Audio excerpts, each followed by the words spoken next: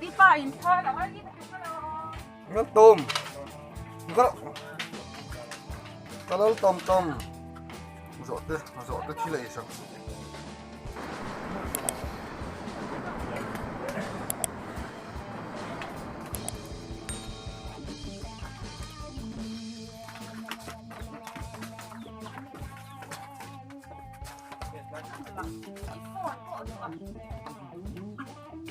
Toma.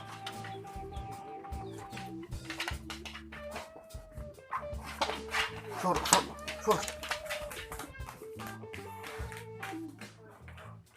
Gua mah tidak kalkual rasa.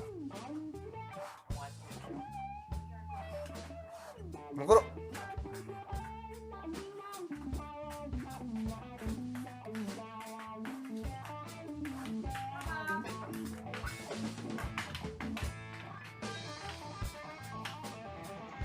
Vọc đông xây ta cần hiểu vọc khi những cái làm hồng ai vọc lâu nè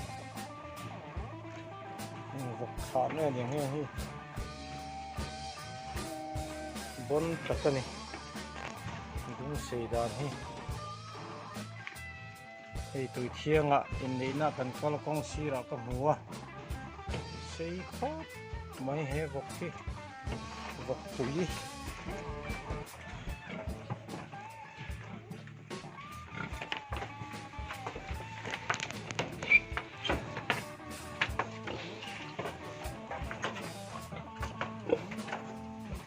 Hùi đông xây ta cái này rap tháp ta cái này đông xây đàn hi tiếng hi cái làm hồng ai lâu từ vàng in เป็นรุ่นโพสเลยเอ๊ะ hay hi cà phê li à pui tu ra nia hay hi angam em boka hay hi ne boka làm nền nhang hay hi cả cái hậu bên này hi cà phê li cho hậu